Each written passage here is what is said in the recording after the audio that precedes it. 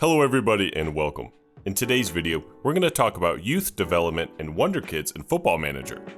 And let's get started with an overview. We're going to talk about my approach for setting up youth teams in long-term saves, but keep in the back of your mind that the bigger the club you are, the more you're going to have funding for things like coaching and new facilities. So feel free to cherry pick different ideas from this video and apply them to your save. When approaching my development, the first thing I do is organize and cut down the youth squad. The goal is to have a youth team comprised of players who only have at least some potential to be first team players. As a general rule of thumb, a player under the age of 18 develops from training, and any player over 18 develops primarily through playing time. Because of this, no player under 18 is loaned out.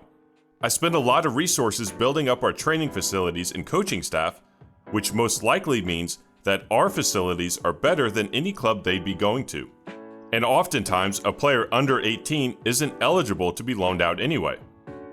Then, once a player gets to 18 and graduates from the youth team, they're either ready for the first team or they're loaned out to continue their development. Players that are loaned are monitored through the life of the contract. If they develop, they're re-signed for the first team. If they don't, they're let go through either transfer or end of contract. Basically, you want to set up your youth team to provide players for your first team. There's no reason keeping around players who don't have the potential to be first team players, because then you're just wasting time and resources. When your youth players graduate, they're either ready for more first team action or they may not be fit for your club. And now that we have an idea on development, let's check out a save. We are with Manchester United, my club if you didn't know. And this is an old save that I did in the background of this channel. It's separate from other United squads that we've looked at. We are in the year 2027, which is 4 years after the start of the save. Before we look at 3 regen player examples, let's do a refresher on attributes. Since I've managed to not get Manchester United relegated, we are still in the top division, the Premier League. And I used the number 13 as the baseline attribute for clubs in top divisions. So, 13 would be average for an attribute. Anything above the number 13 is going from good to great to elite and so on. Going below the number 13 is going from fine to poor to terrible, and you get the idea. We'll start by looking at our under 18 youth team. The roster is trimmed, and it makes it easy to follow the development of about 20 players, rather than having a bloated squad filled with players who would never make the first team anyway. And remember that your youth team follows the primary tactic of the first team squad. So whatever you choose there carries down to the youth teams. This is something to keep in mind if you have a super aggressive, high intensity tactic, as it could wear down your younger players who do not have the physical attributes to handle a high intensity tactic. Let's kick off our player examples.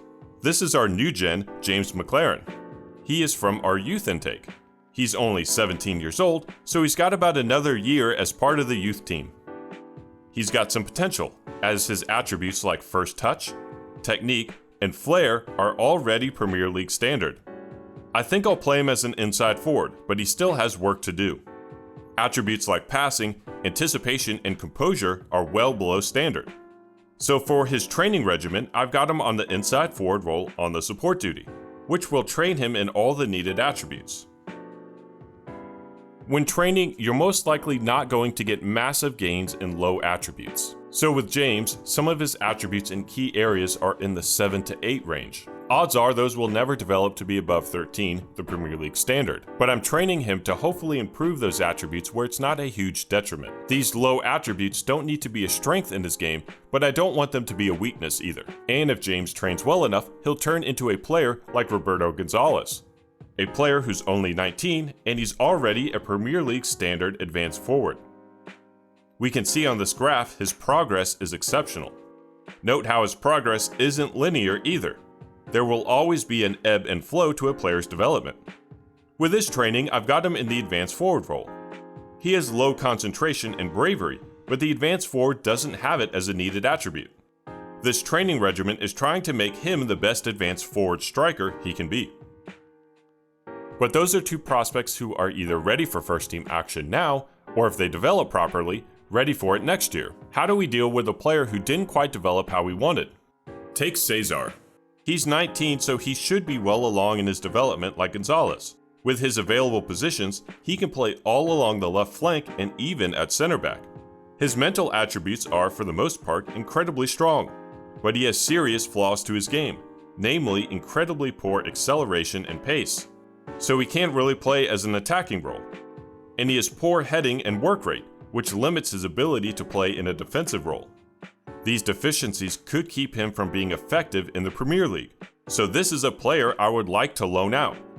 He won't get a lot of regular playing time here, so a loan spell would be good for him. We can then track his development to see if he grows in those deficient areas. So let's now do a little flowchart on youth development. First, reduce the size of your youth team. Focus on keeping players who at least have somewhat of a chance to make your team, namely anybody above 2-star potential. Aim for around 17 to 23 players. Next, set up individual training for each youth player. You can think of what kind of player you want them to develop into, and then set up a training program based on that. Continuing on, improve the facilities and coaching staff of your team. The better these are, the better chance of your players have at reaching their potential. Remember, under 18 they need training. Over 18 they need playing time. So when a player graduates from your youth team, decide whether their playing time will be on your squad or somewhere else.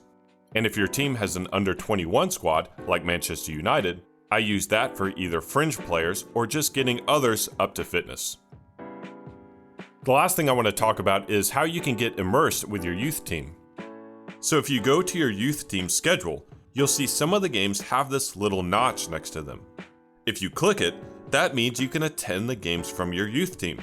But if you're looking to get super immersed in your save, this is a good way to do it.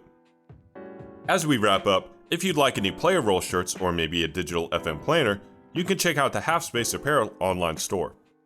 I've also got a Patreon account if you'd like to support the channel. Anyway, that's all for today's video. I hope you enjoyed.